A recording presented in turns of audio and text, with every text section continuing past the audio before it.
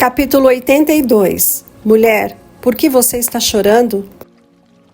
No primeiro dia da semana, muito cedo, as mulheres que tinham estado ao lado da cruz se dirigiram para a sepultura a fim de ungir o corpo do Senhor. Elas não pensavam em sua ressurreição.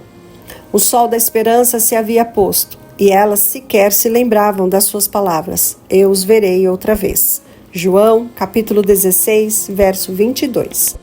Sem saber o que estava acontecendo, naquele momento, elas se aproximaram do jardim, dizendo: quem removerá para nós a pedra da entrada do sepulcro? De repente, os céus se iluminaram da glória e a terra tremeu. A grande pedra tinha sido removida. A tumba estava vazia.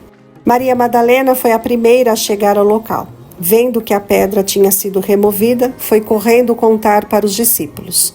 Enquanto isso, chegaram as outras mulheres. Uma luz brilhava em torno da sepultura, mas o corpo de Jesus não estava lá.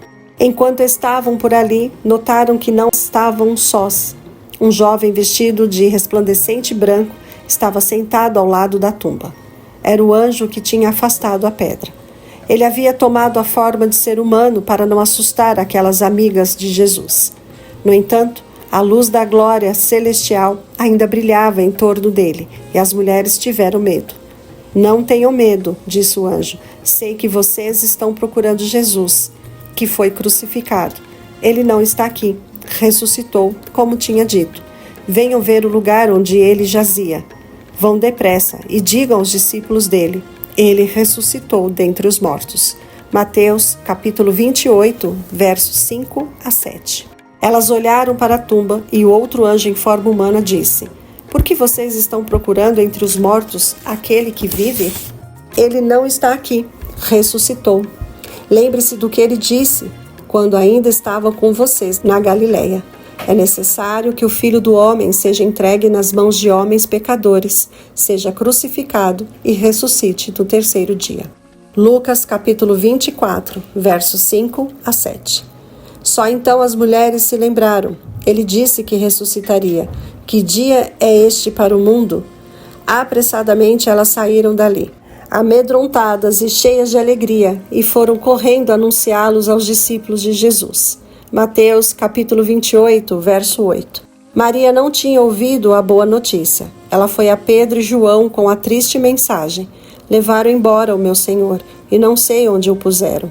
João, capítulo 20, verso 13. Os discípulos saíram correndo para a sepultura e viram a mortalha e o lençol, mas não encontraram o seu Senhor.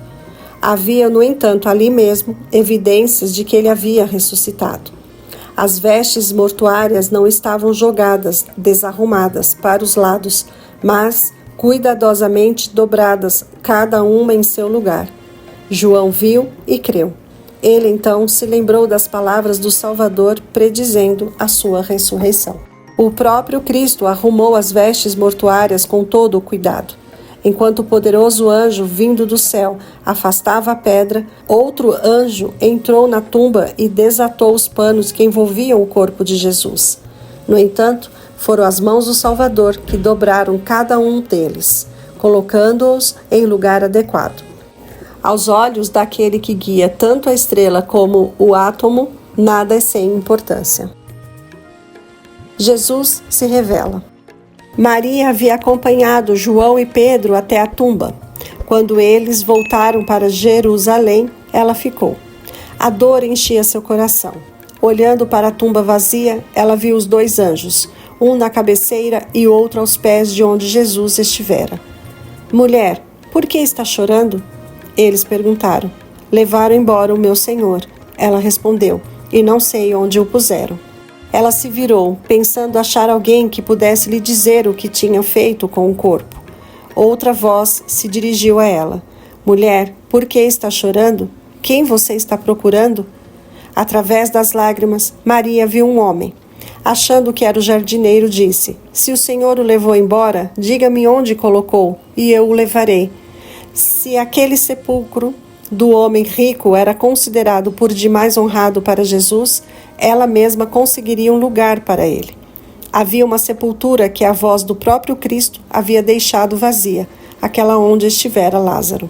Entretanto, com sua voz familiar, Jesus disse a ela: Maria. Virando-se, viu em frente a ela o Cristo vivo. Dirigindo-se a ele como se fosse abraçar seus pés, ela disse: Raboni, mestre. Mas Cristo ergueu as mãos dizendo: Não me segure, pois ainda não voltei para o Pai. Vá, porém, aos meus irmãos e diga-lhes: Estou voltando para meu Pai e Pai de vocês, para meu Deus e Deus de vocês. João, capítulo 20, verso 17. Maria se pôs a caminho com a feliz mensagem.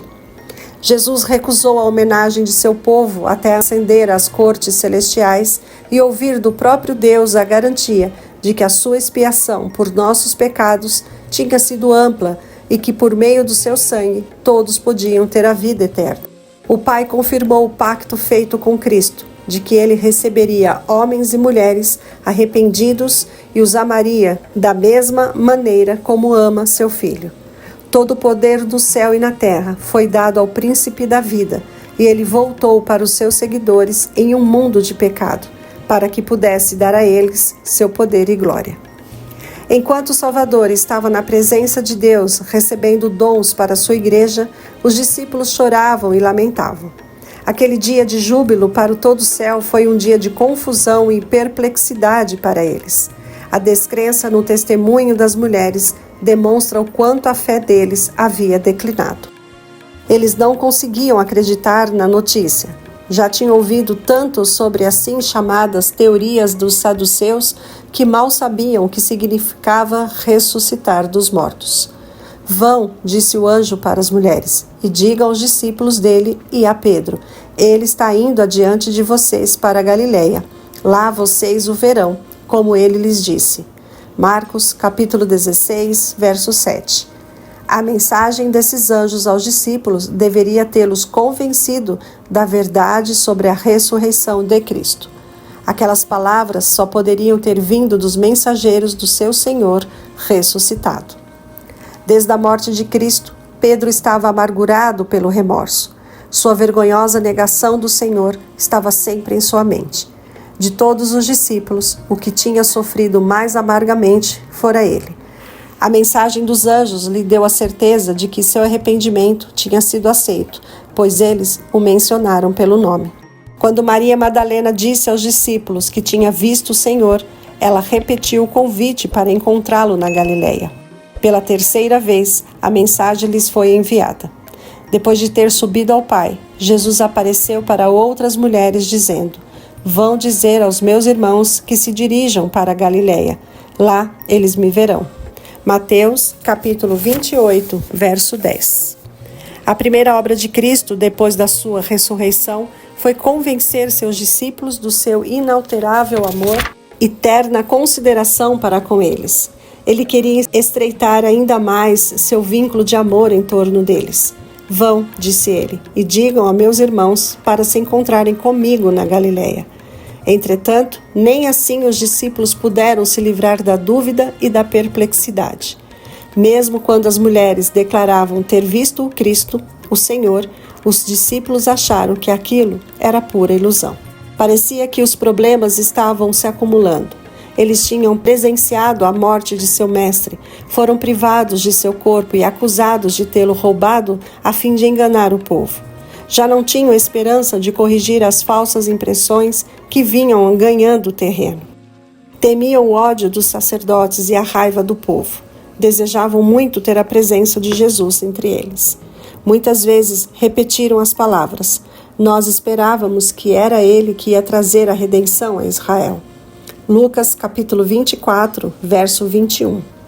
Solitários e de coração abatido, eles se reuniram no salão do andar de cima, a porta fechadas e trancadas, pois sabiam que a qualquer momento a sorte do seu amado mestre poderia ser a deles também. E pensar que todo esse tempo eles podiam estar se alegrando com a ressurreição do Salvador. Muitos ainda estão fazendo como os discípulos. O Salvador está bem ao lado deles, mas seus olhos, banhados de lágrimas, não o reconhecem. Fala-lhes, mas eles não entendem. Vão depressa e digam aos discípulos dele: ele ressuscitou. Não olhem para a tumba vazia, que de coração agradecidos e de lábios tocados pelo fogo possa brotar o alegre cântico. Cristo ressuscitou. Ele vive para interceder por nós.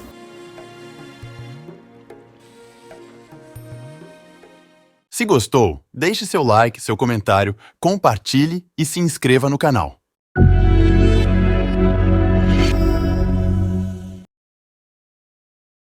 Conhece alguém que precisa de terapia? Alguém que está em depressão? Ansiedade? Estresse pós-traumático? Entre muitos outros traumas e problemas de ordem emocional ou psicológicos? Entre em contato hoje mesmo com os terapeutas Marcelo ou Nadi. Diga que assistiu o vídeo e ganhe uma consulta grátis.